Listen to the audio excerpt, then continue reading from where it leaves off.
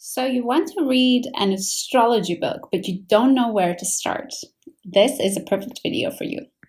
In today's video, we're going to talk about 7 books that I have read on astrology, and we're going to rate them on 3 different topics. Number 1, the astrology level that it's best suited for, from beginner, intermediate to advanced.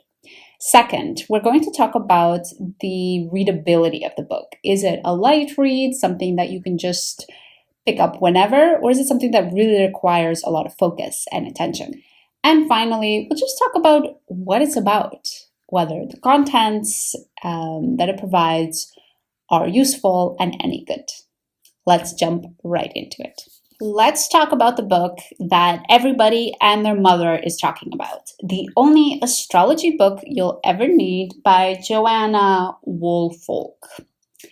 I believe that this book is a very, very easy read, and it's actually a book that's suitable for somebody that's a beginner level of astrology, somebody that's just learning about astrology. In terms of the contents, I do think that it's quite a surface level understanding of astrology.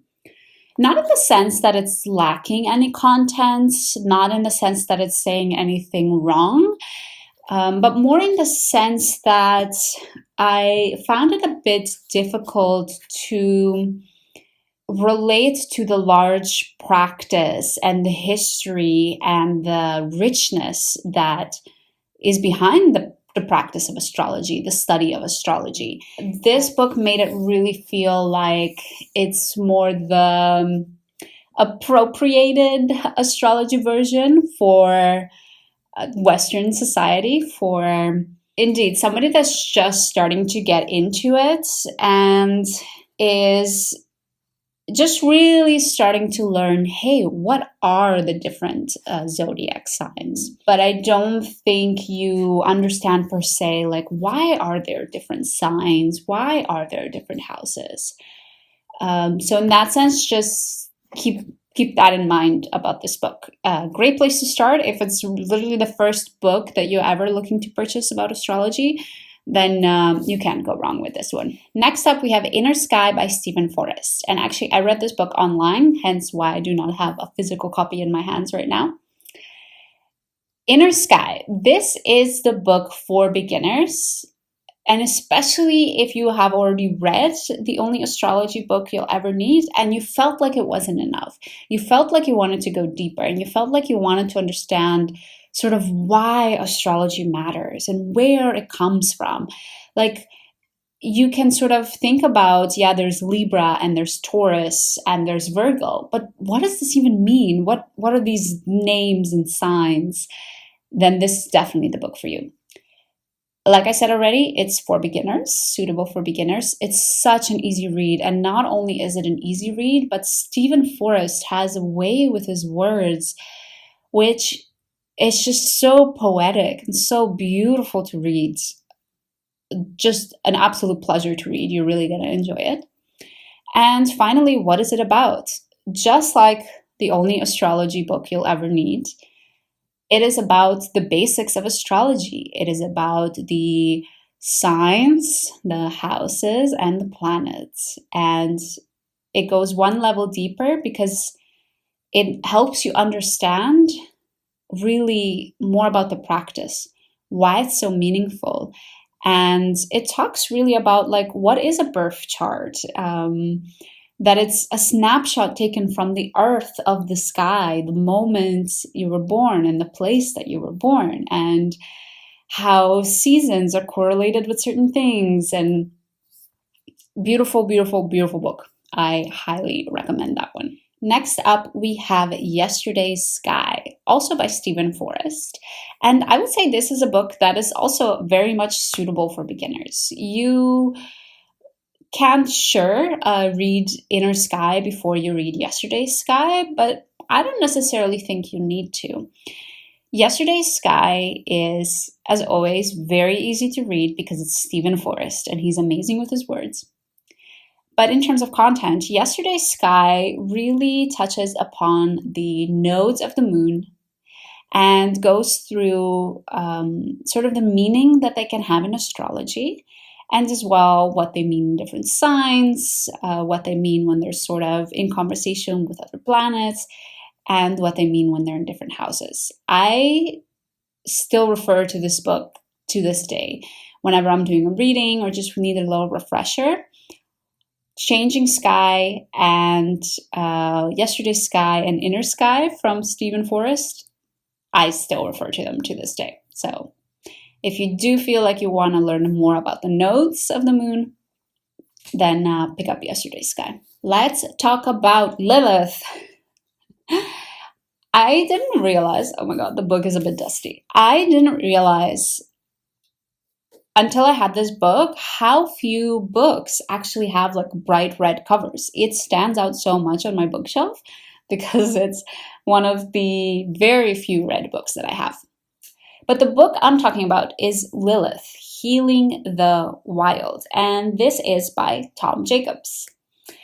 I think that this is a book that's okay for beginners and intermediates. It talks about Lilith, the black moon, asteroid, and I believe true moon. Those are the three different Liliths.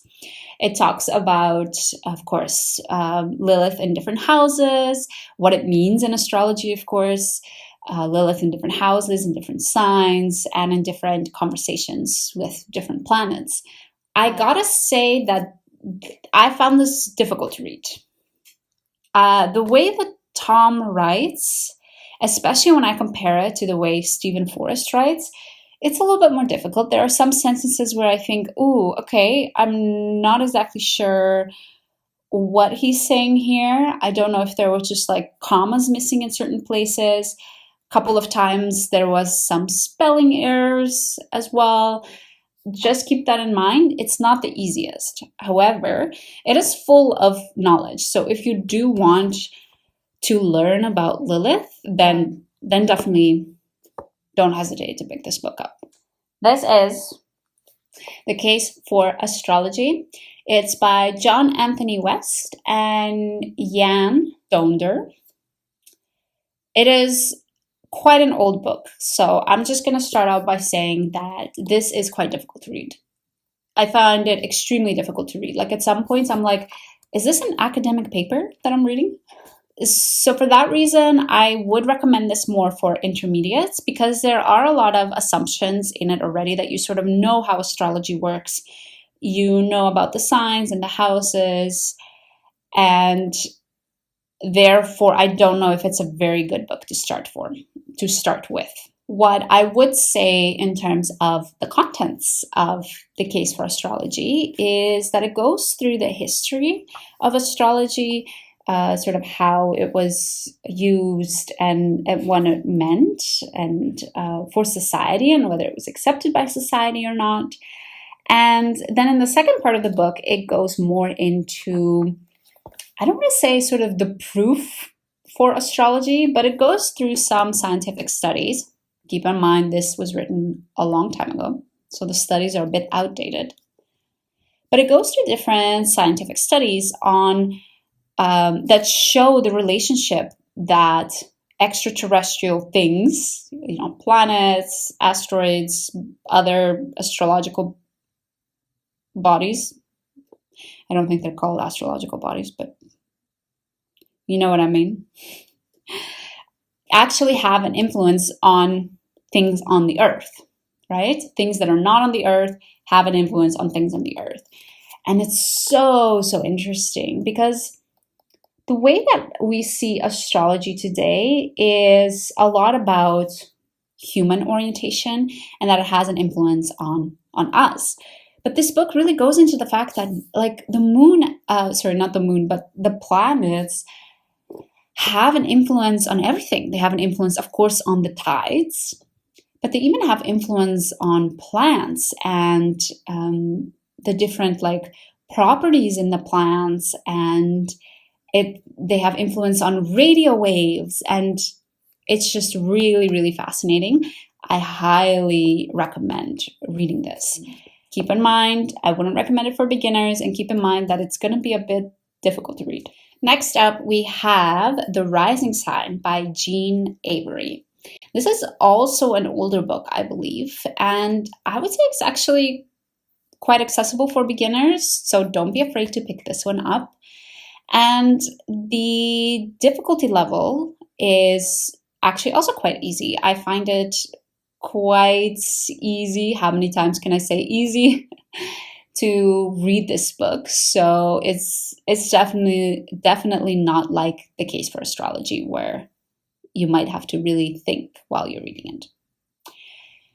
The Rising Sign is a really interesting book. It's one of the books in this whole stack that I'm chatting to you about today that I felt a little bit disappointed by the content. I did feel a little bit like a huge focus on the book was giving a sort of recipe or cookie cutter astrology. And I wish there would have been a little bit more depth into the rising sign and what it really represents.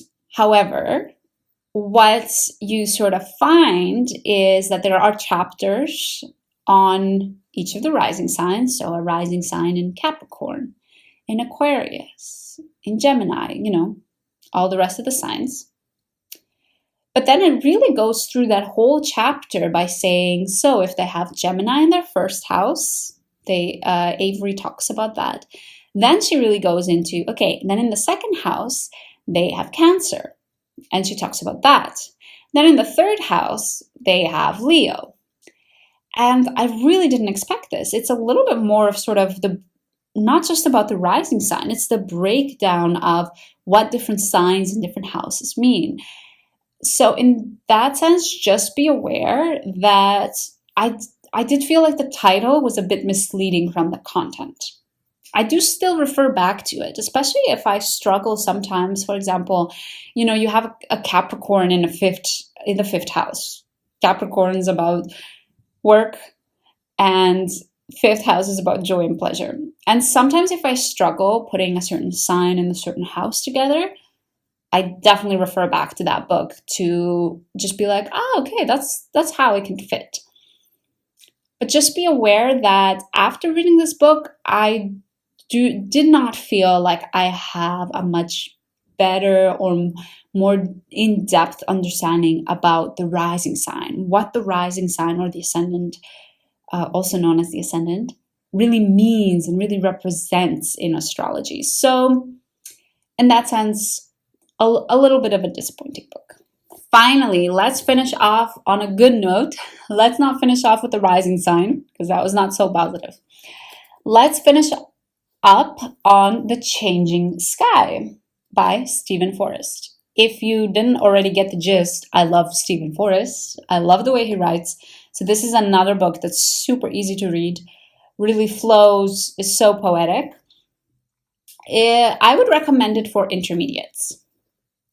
Beginners can read it too. However, it does talk about transits and progressions. This is really what this book is about. And transits and progressions can be a little bit more difficult to grasp if you don't already have a strong foundation. So that is why I would recommend this book for intermediates. I feel like this book helped me a lot in my understanding of astrology. I really loved how Stephen always goes into the depth of actually what does a transit represent? What does a progression represent? How it works. So you also know where it's coming from and why it is the way it is. And then of course going through like, okay, this is what that means if a transit is from the sun, if a transit is from Pluto. It doesn't go through all the signs. It's not like Pluto transit in your 7th house, Pluto transit in your 8th house, because that would take forever. But you really start to understand the planets also from another perspective. When you learn beginner astrology, you really understand the planets as bodies, right? As who they are in our own birth charts, in our natal charts. And when you read this, you really start to see the planets as this sort of evolving thing, because it's talking about something evolving, right? A changing sky, a transit, and a progression. It's amazing, honestly. Like I still refer to it to this day whenever I'm writing transit posts on Instagram, for example. All right, so those are the 7 books that I have read up until this point. I would say that I recommend all of them except The Rising Sky, or sorry, The Rising Sign. I do think that you will be okay if you don't read that book. You're not going to miss out on anything. Let me know down below, what is an astrology book that I should read next? One that I have my eye on is Pluto, the Book of Pluto. It's also by Stephen Forrest. I am going through a Pluto transit right now, so I would love to learn more about Pluto. And let me know also if you've read any of these books and if you disagree with me. Maybe you loved The Rising Sign and maybe you hate how Stephen Forrest writes. I don't know how that's possible, but maybe you do. Maybe you just don't know what good writing is. That's possible, right? Thank you so much for joining me for today's video. If you're just sort of on the lookout for more astrology, then I do suggest watching this video where I talk about astrology apps and which app is right for you. Because believe me, there are many out there and they're not all the same. I'll see you again next time.